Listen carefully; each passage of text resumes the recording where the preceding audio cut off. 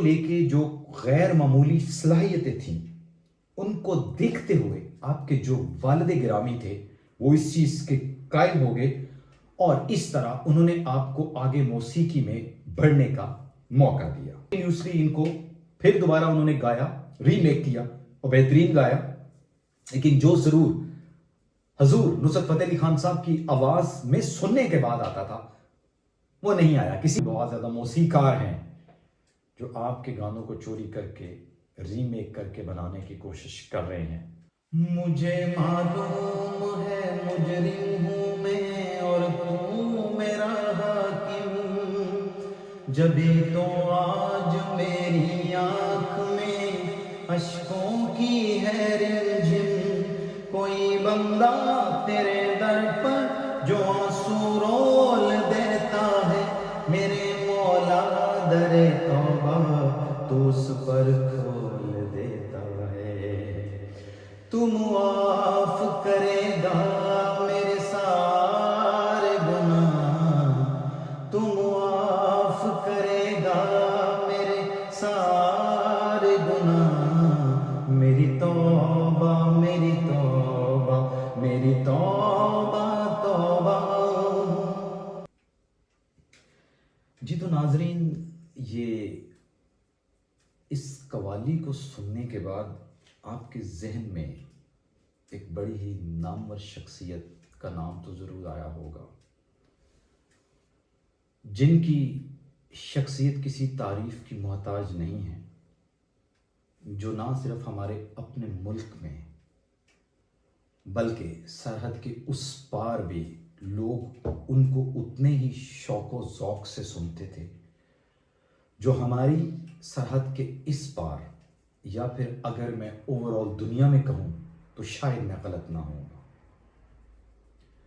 जनाब नुसरत फतेह अली खान साहब, अल्लाह रब्बुल करीम उनको करवट करवट जन्नत नसीब फरमाए, आमीन अल्लाहुम्मा आमीन। कवाली के शहंशाह, आपका जो जन्म होता है वो 31 अक्टूबर 1948 में आप फैसलाबाद में पैदा होते हैं। जो सूफियाना कवाली है उसको आपने एक नए अंदाज से गाया। मैंने जब शुरू किया तो मैंने एक कवाली गाई थी। इस तरह उनकी बेशबहा कवालियां हैं और आपका नाम Guinness book of world record में भी शामिल है, जिन्होंने सबसे ज्यादा एल्बम रिलीज किए। आपका जो पहला नाम था वो परवेज खान रखा गया था, लेकिन उसके बाद आपके नाम को बदलकर नुसरत फतेह अली खान रख दिया गया। आपके वालिद का नाम उस्ताद फतेह अली खान, जो कि एक मशहूर मारूफ क्लासिकल गुलकार और कव्वाल थे। इनके उस्ताद, इनके चचा उस्ताद मुबारक अली खान साहब थे। नुसरत फतेह अली खान ने 1989 को नहीद नुसरत से शादी की और उनकी एक बेटी थी। उन्होंने अपनी जो निजी जिंदगी है उनको आवाम से दूर रखा। वो अपनी मजहबी, रूहानी अकीदत, आजिज़ी और मजबूत ईमान के लिए बहुत मशहूर थे। नुसरत साहब के जो वालिद थे वो नहीं चाहते थे कि आप कव्वाल बने, लेकिन आपके अंदर कव्वाली को लेके जो गैर मामूली सलाहियतें थीं, उनको देखते हुए आपके जो वालिद गिरामी थे वो इस चीज़ के कायल हो गए और इस तरह उन्होंने आपको आगे मौसीकी में बढ़ने का मौका दिया। आपकी जो पहली परफॉर्मेंस और जो करियर का आगाज है वो 1971 में अपने वालिद की वफात के बाद हुआ। इस वक्त नुसरत फतेह अली खान मरहूम की जो उम्र थी वो सिर्फ 23 साल थी और यह परफॉर्मेंस उनके खानदान की रवायती कवाली की महफिलों में से एक थी। इस परफॉर्मेंस में नुसरत ने अली मौला और द मस्त कलंदर जैसे मकबूल कलाम पेश किए। सामीन इनकी आवाज की ताकत और जज्बाती गहराई से हैरान रह गए और नुसरत फतेह अली खान को एक नई शनाख्त मिली। रेडियो पाकिस्तान और इब्तदाई कामयाबियां नुसरत की परफॉर्मेंसेस जल्द ही इन तक पहुंच गई और उन्होंने रेडियो के जरिए अपनी कवालियों को मुल्क भर में सुनाने का मौका हासिल किया। ये रेडियो प्रोग्राम्स उनकी शोहरत का पहला जीना साबित हुए और इनकी आवाज मुल्क के कोने कोने तक पहुंच गई।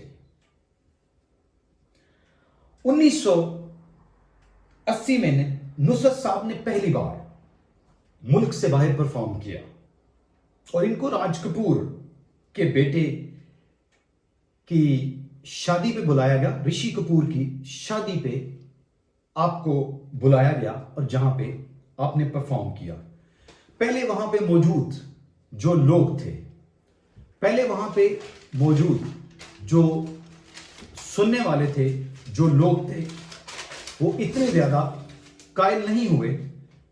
उन्होंने आपका मजाक उड़ाया, लेकिन जब आपने अपनी बाकायदा क्लासिकल मौसीकी और कवाली शुरू की तो वो आपके मद्दाह हो गए। जो प्रोग्राम का मिनट था वो 1.5 घंटा था, लेकिन आपकी वो परफॉर्मेंस 4 घंटे तक जारी रही। इसके बाद जनाब नुसरत फतेह अली खान साहब मरहूम को बॉलीवुड से बहुत ज्यादा ऑफर्स आने लगी और इनको इंडिया में भी पजीराई मिलने लगी। उनकी शोहरत इंडिया में बुलंदियों तक पहुंच गई। नुसरत फतेह अली खान साहब ने इंडिया में बेशुमार गाने गाए, बल्कि बहुत सारी जो बॉलीवुड की फिल्में थी उनकी मौसीकी को भी तरतीब दिया एज ए कंपोजर। आपके बेहतरीन गानों में से दूल्हे का सेहरा सुहाना लगता है, ये बहुत ही शानदार गाना था, धड़कन मूवी का। इसके अलावा आफरीन आफरीन, अगर मैं गलत ना हूं तो ये गाने अभी तक भी आप इंडियन आइडल प्रोग्राम्स में देख लें, वहां पे भी गाए जा रहे हैं। उसके बाद आपके भतीजे जो राहत फतेह अली खान साहब हैं, वो भी कॉन्टिन्यूसली इनको फिर दोबारा उन्होंने गाया, रीमेक किया और बेहतरीन गाया। लेकिन जो जरूर हजूर नुसरत फतेह अली खान साहब की आवाज में सुनने के बाद आता था, वो नहीं आया किसी भी जगह पे। नुसरत फतेह अली खान साहब की कवालियों को बॉलीवुड के और भी बहुत सारे सिंगर्स हैं जिन्होंने कोशिश की आपको कॉपी करने की, लेकिन वो फेल रहे। एक लड़का सनी हिंदुस्तानी कोई लगभग 2-3 साल पहले या 4 साल पहले गालिबन लगा लें, वो आपकी आवाज को कॉपी करके इंडियन आइडल का अवार्ड भी जीत चुका है, इंडियन आइडल विनर भी रहा है। उसके बाद आपके गानों में सांसों की माला पे ये गाना भी बहुत मशहूर हुआ। बज़ाहिर तो मैं यही कहूंगा कि जो काम 2 मुल्कों की गवर्नमेंट नहीं कर सकी उस टाइम पे, वो नुसरत फतेह अली खान साहब ने कर दिया, क्योंकि वो ना सिर्फ एक अच्छे इंसान थे, बल्कि वो इस चीज के भी कायल थे कि दोनों मुल्कों में दोस्ती होनी चाहिए और दोनों मुल्कों के जो फनकार हैं वो एक दूसरे के मुल्कों में जाएं और परफॉर्म करें।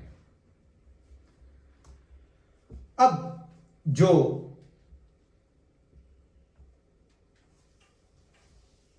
आपकी अगर बात की जाए, आपकी जो इंटरनेशनल रिकग्निशन है, जो आपको इंटरनेशनली नुसरत फतेह अली खान साहब को शनाख्त मिलती है, वो 1980 की दहाई के आगाज में ही आपको बैनुल अक़वामी सतह पर बहुत ज्यादा पजीराई मिलनी शुरू हो गई और इस तरह 1985 में उन्होंने world of music, arts and dance किया, जहां इनकी परफॉर्मेंस ने मगरबी दुनिया के सामीन को हैरान कर दिया। उनकी आवाज और मौसीकी की रूहानी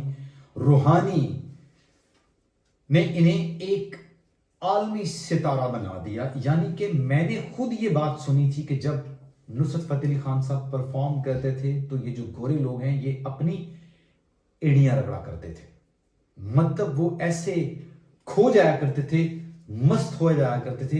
ये आपकी आवाज की रूहानियत थी, ये आपकी आवाज की ताकत थी जो आप लोगों को इस कदर ज्यादा कायल कर लेते थे। और मदहोश कर दिया करते थे। मगरबी मौसीकी के साथ जो तजर्बात नुसरत फतेह अली खान ने 1990 की दहाई में किए, पीटर गेरेल और माइकल ने मगरबी नाइट सॉन्ग और मस मस ब्रोक जैसे मगरबी मौसीकारों के साथ भी आपका तामुन रहा। उनका एल्बम दुनिया में भी कवाली को मुतारफ करवाया और इन्हें बैन अल-अक़वामी शोहरत की बुलंदियों तक भी नुसरत फतेह अली खान साहब ने पहुंचाया। अब अगर मैं एजाज की बात करूं तो पहले भी गुजारिश कर चुका हूं कि नुसरत फतेह अली खान साहब का जो नाम है वो Guinness book of world record में भी शामिल है और नुसरत फतेह अली खान साहब की आवाज को वॉइस फ्रॉम हेवन भी कहा जाता है। वॉइस फ्रॉम हेवन भी कहा जाता है। ये आपकी आवाज का जादू है। आपकी आवाज के अंदर ताकत इतनी थी कि आप लोगों को कायल कर लिया करते थे अपनी आवाज की वजह से। 1992 के वर्ल्ड कप में इमरान खान साहब का यह कहना था कि नुसरत फतेह अली खान साहब की कवाली अल्लाहू अल्लाहू जो थी, वर्ल्ड कप के अंदर जितने खिलाड़ी थे उनके जोशो जज्बा को बढ़ाने के लिए इस कवाली ने बहुत काम किया और जो तमाम प्लेयर थे वो बड़े ज्यादा एंथुसियास्टिक हो गए। 1987 में इनको पाकिस्तान में आला तरीन सिविल एजाज प्राइड ऑफ परफॉर्मेंस से भी नवाजा गया। 1995 में नुसरत साहब को यूनेस्को म्यूजिक प्राइज से नवाजा गया। अपने आखिरी दिनों में जो नुसरत साहब थे वो अपने गुर्दों और जिगर के मर्ज में मुब्तला हो गए। उनकी सेहत काफी बिगड़ गई और इस तरह ऐसे में आखिरी दिनों में वो शदीद तकलीफ में मुब्तला थे और उनको इलाज के लिए न्यूयॉर्क ले जाया गया जहां उनका इंतकाल हो गया और वो दुनिया फानी से कूच कर गए। ये एक चमकता धमकता सितारा जिसका नाम हमेशा याद रखा जाएगा पाकिस्तानी म्यूजिक के अंदर, इंडियन म्यूजिक के अंदर, और ये चमकता धमकता सितारा बिलाखिर दुनिया से कूच कर गया 16 अगस्त 1997 को अपने खाल के हकीकी से जा मिला। मैं ये समझता हूं कि इस तरह के सितारे बहुत कम पैदा होते हैं जिन्होंने इतने कम वक्त में इतना नाम बनाया, शोहरत की बुलंदियों तक पहुंचे और इस कदर वो अपनी मौसीकी के अंदर अटेंटिव थे कि आज भी उनके गाने जो हैं वो गाए जा रहे हैं, उनकी कॉम्पोजिशंस को चोरी किया जा रहा है, उनके गाए हुए गानों को आज भी इंडिया वाले जो हैं वो कभी किस फॉर्म में लेके आते हैं, कभी किस फॉर्म में लेके आते हैं। एक गाना पिछले दिनों एक जुबन नटालिया, मेरा ख्याल है ये एक सिंगर है, मशहूर हुआ।